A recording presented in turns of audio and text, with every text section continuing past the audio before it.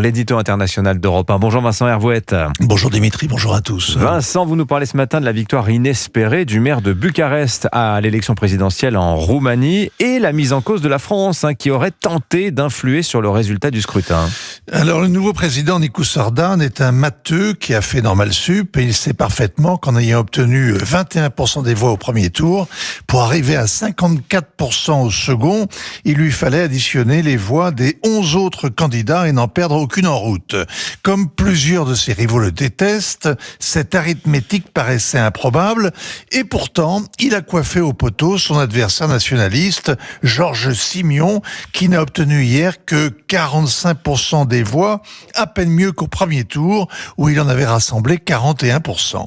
L'explication, c'est la mobilisation des abstentionnistes, un vote barrage, un sursaut des défenseurs de l'Europe, car le maire de Bucarest a mené cette fin de campagne en la présentant comme un référendum pour ou contre l'Europe.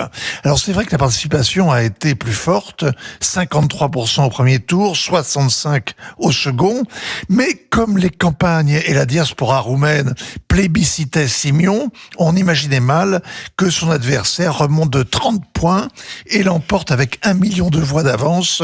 Sa prouesse est historique et évidemment, elle apparaît suspecte. Alors Georges Simion justement a dénoncé des fraudes, mais il a reconnu sa défaite aussi. Oui, c'est la deuxième fois que le candidat de droite, largement favori, voit la victoire lui échapper.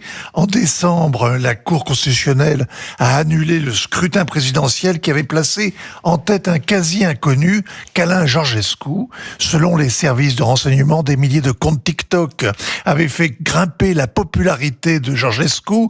On a accusé le Kremlin, on avait tort, ce n'était pas de l'ingérence russe, mais un coup monté par un parti centriste pour gêner le rival. Entre-temps, qu'Alain Georgescu avait été interdit de se représenter pour d'obscures raisons bureaucratiques. Alors, ce mini coup d'État a laissé des traces. Il explique le score mirobolant de Georges Simion au premier tour et un vote de vengeance. C'était à peu près ça. Le Trump roumain a une deuxième raison de crier au voleur, c'est l'ingérence étrangère, pas celle du Kremlin, celle de la France. Alors justement, il accuse Emmanuel Macron d'avoir mené campagne en Roumanie.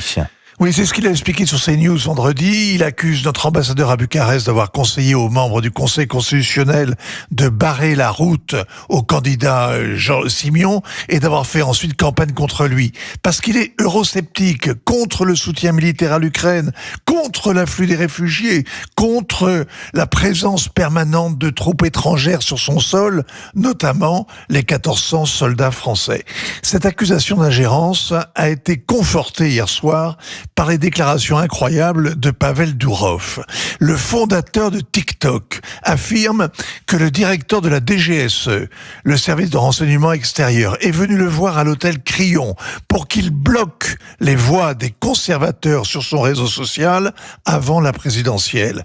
Pavel Durov a dit niet en expliquant « Nous n'avons pas bloqué les manifestants en Russie, en Biélorussie ou en Iran, nous ne le ferons pas en Europe ». Il ajoute qu'on ne peut pas défendre la démocratie en la détruisant. C'est le discours même qu'a tenu Donald Trump à Riyad la semaine dernière.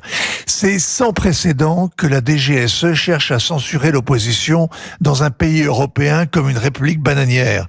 Sous Ceausescu, on parlait du génie des Carpates. À Paris, on a le génie des Carpettes. Un ambassadeur et un maître espion se sont pris les pieds dans ce tapis. Mais la vague trumpiste connaît un coup d'arrêt. C'est la troisième fois en Roumanie, après l'Allemagne et après le Canada. Et ainsi va le monde, signature Europe 1, Vincent Hervouette. Merci beaucoup Vincent, 8h moins le quart.